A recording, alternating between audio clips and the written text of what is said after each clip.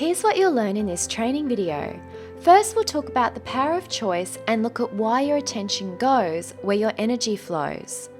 Then we'll discuss how to make decisions with ease and avoid mental overwhelm so you can start making great decisions that will set the foundations to build on your level of success.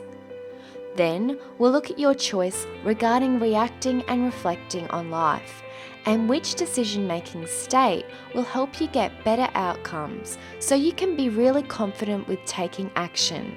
Now, who doesn't want that? And finally, we're going to talk about why commitment is critical to achieving success at anything in life and the common behavioural traits that will steer you towards your best life. So let's start with a quote from the lovely Miss Carrie Bradshaw from Sex and the City. I thought about choices. Since birth, modern women have been told we can do and be anything we want. Be an astronaut, the head of an internet company, a stay-at-home mum. There aren't any rules anymore, and the choices are endless. And apparently they can all be delivered right to your door. But is it possible that we've gotten so spoiled by choices that we've become unable to make one? Okay, so let's discuss choices now. Think about today, for example. What choices did you make? What clothes did you decide to wear? What did you decide to eat? What time did you decide to leave for work? What did you decide to work on? Now think about your life. What choices have you made that have shaped your life? What choices have others made for you that have shaped your life? What school did you go to? What career did you choose? What places have you worked?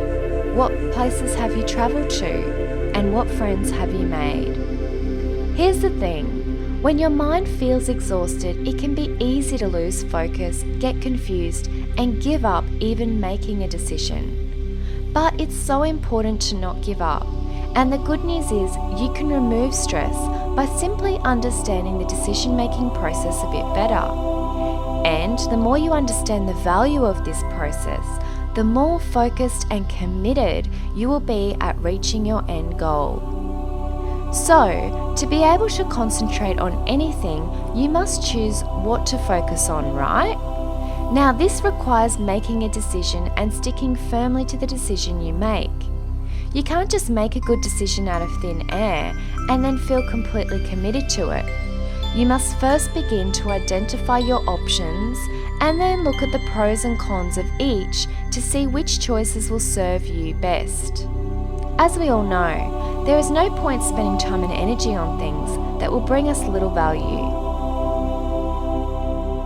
Now, as we have all experienced in life, sometimes we only learn how to make better decisions through trial and error. Sometimes your decisions are good and you reap the rewards, which is great. But unfortunately, sometimes your decisions are bad and you often pay a price. And the thing we really need to be asking is, how much do you value your own decision-making process and making the decision itself? Because let's face it, no other life skill has such a dramatic impact on your quality of life and ability to focus on what matters than the decisions that you make. You can change the course of your entire life and achieve amazing results simply by asking the right questions and making the right decisions. Think about it. Can you remember a time in your life when you were taught how to make good decisions? Often this life-changing skill is overlooked at school by parents, teachers, and mentors. We seem to learn how to read and write, but not how to decide anything of value or explore all our choices with care. So, how would you feel if there was a simple process that could help you avoid diving deep into mistakes and instead create a life you love? What if you could fast-track your success through the decisions you make? How would that make you feel? Well, the good news is there is. Let's take a look at the diamond decision-making process now. By having a clear process to make a decision, you can get instant clarity around what choices you have in front of you and what option is best for you. There are 3 steps in this process. The first is to be aware of your state of mind. Be aware of the internal and external influence surrounding every decision you make.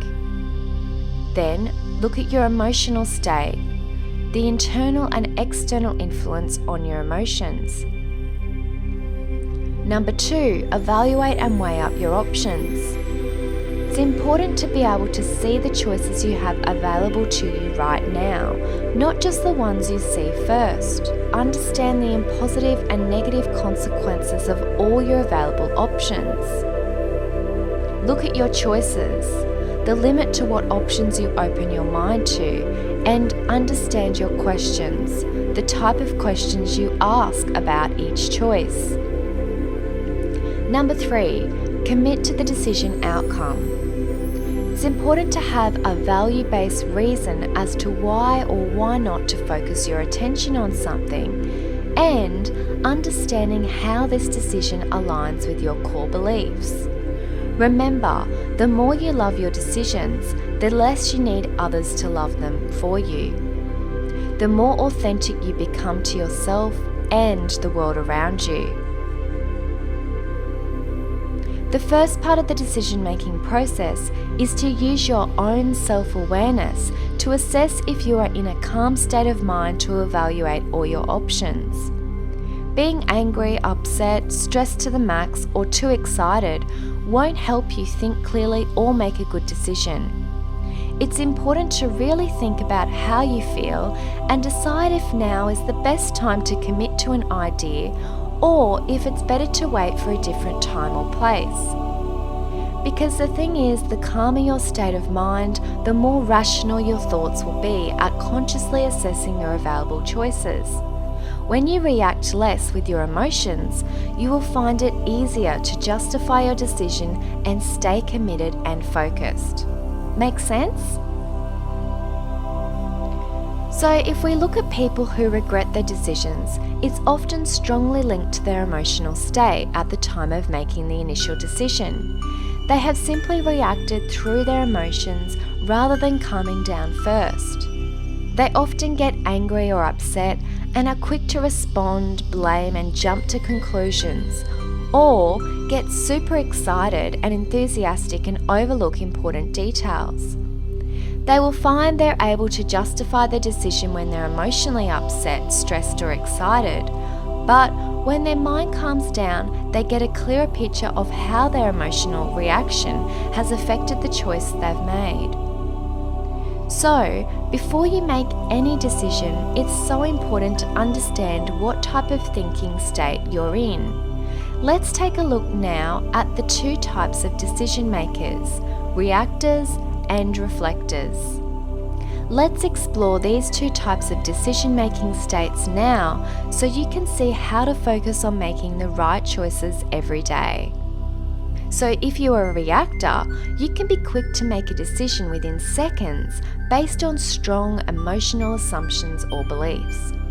You might easily draw conclusions to what people say or do, which can often lead to emotional, uncalculated consequences. You might start to assume certain behaviour or motivations from others or events, which is the result of past experience. Or you may not even be aware that you're making a decision and act impulsively in the heat of the moment. Reactors tend to jump to conclusions. For example, they might think things like, "My boyfriend is working late, so he must be having an affair. My friend hasn't returned my call. I must have said something to upset her. I can't find my earrings. Maybe they were stolen." When a person jumps to conclusions like these, they are drawing negative conclusions with little or no evidence to back up their assumptions. Often these conclusions are formed from feelings than actual fact, where you may think a certain way based on being heard in the past about a similar situation. But rather than trying to predict a negative future outcome or deciding that the situation will turn out for the worst, it's important to take the time to reflect on your thinking and emotional state so you can make an informed decision and reframe your thinking to stay clear and logical. Okay, so now let's look at your decision-making state as a reflector. If you are a reflector, you tend to pause for a few moments to reflect on what's really going on. You want to see the big picture and understand things from another person's point of view. You try to create different angles or solutions to problems by using your inner mirror to question motivations from other people or events. You often find that questions help you form more rounded, balanced conclusions. You see, reflectors don't jump to conclusions. Instead, they tend to ask great questions like, what's really going on here? How much of this is actually true? How much of this decision is based on my imagination or past experience? Okay, now here's something important to remember when you're about to make a decision. Listen carefully, this is important. The impatient part of your mind will always want to be a reactor and get a result quickly and move ahead without giving much thought or care to all your options. It's telling you to hurry up and get on with it. You don't have time to waste. However, the wiser part of your mind, the determined part that wants to succeed, the part of you that wants to be rewarded and fulfilled and wants to feel truly empowered, will want to be the reflector and take the time to look at your choices carefully. You see, the wise part of you understands that every decision you make affects your time in the future. Therefore, the time you spend on a decision now is never wasted time. But you always want to be careful that you don't use time spent making a decision and turn it into procrastination. The next thing that's important is to evaluate and weigh up your options. So when making a decision, you need to avoid mental overwhelm and getting bogged down in too much complexity. And it seems obvious enough, but often we create our own complexity by creating too many choices for our brain to handle.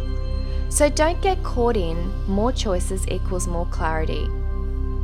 Often, the more choices you create for yourself, the less decisive you become. And in a digital age of unlimited information, there are unlimited options which will only add to your level of confusion and stress. One of the best ways to make a decision is to look at a few options from different angles. Now don't get impatient, just take some time out to really look at your options so you can feel good and commit to the final decision. Think about your options, look at the risk versus reward of making each choice. Remember to always be open to asking more questions and seeking alternative solutions. Identify which option has the best balance of benefits to you. Now, in order to make good decisions, you must also ask good questions, and I cannot emphasize this point enough. Successful people understand that making a mistake is okay and is all part of the process of growth, as they are learning from their mistakes so that they can improve their situation next time around. But in order to learn why a mistake was made or a result or outcome was not reached, questions need to be asked. You see, smart people understand that the best decisions are the outcome of asking the right questions. The more thought you give to the questions you ask, the stronger your focus will become and the higher quality your outcome will be. One of the key reasons many people make mistakes in life is often because they ask the wrong type of questions. They may look for the answer without being able to really dig deep and find the core issue. But the only way to really direct energy successfully is to ask questions that will expose the heart of the issue. Remember that the type of questions you will ask will often directly or indirectly influence the answer you hear. So before you ask any question, you need to identify what type of answer you are actually looking for, the type of response you need to hear, but not necessarily want to hear. Now, the good news is that you have a power sheet that will help to clarify your decision-making process and weigh up each of your options so you can make the right decision and stay focused on your goal every time. But before you take action, we need to cover a crucial element of the decision-making process, and talk about why commitment is essential to focus on anything. Edgar A. Guest once famously quoted, "You are the person who has to decide whether you'll do it or toss it aside. You are the person who makes up your mind whether you'll lead or linger behind, whether you'll try for the goal that's afar or just be contented to stay where you are." So, what is the final ingredient to making a good decision? Commitment. Without commitment to follow a decision through, how will you ever really focus on anything? So, what is commitment? Commitment is what transforms the promise into reality. It is the words that speak boldly of your intentions and the actions which speak louder than your words. It is the making the time when there is none, coming through time after time after time, year after year after year. Commitment is the stuff character is made of, the power to change the face of things. It is the daily triumph of integrity over skepticism. That is commitment. Now, the definition of commitment is an agreement or pledge to do something in the future, the state or an instance of being obligated or emotionally impelled. For example, you could commit to a shopping purchase like, "I will save money to buy that spring collection Marc Jacobs handbag," or commit to supporting a good cause and getting some exercise as a bonus like, "I will set my alarm to wake up early for that charity run tomorrow." Remember to focus your mind. Any decision you make requires 100% commitment.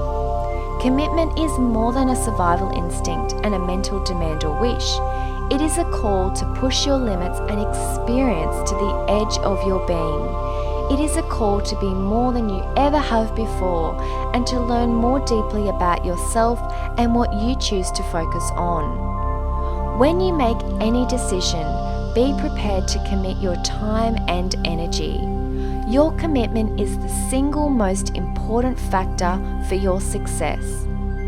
When you commit to a decision, you ignite energy and action to achieve results and start the process of creation.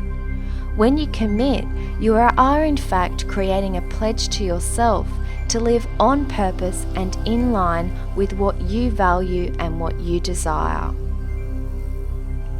So it's important to identify and ask yourself, is my commitment for or against something?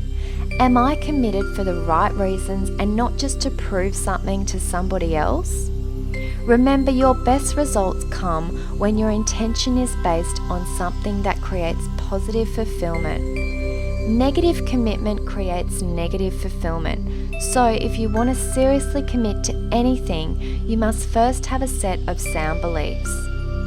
There is an old saying that goes, "Stand for something or you'll fall for anything." You must then devote yourself to those beliefs with your behaviour. And the best description of commitment is really persistence with a purpose. One of my favourite quotes is by Ariana Huffington, and she says, "We need to accept that we won't always make the right decisions, that we'll screw up royally sometimes.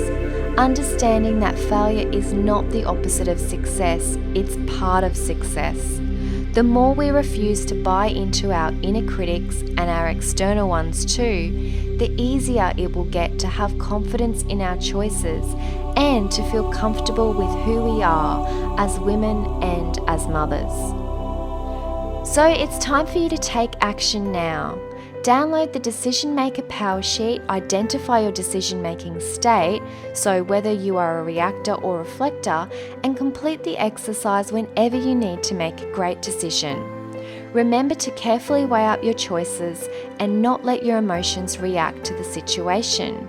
You want to be a good decision maker, not decision breaker.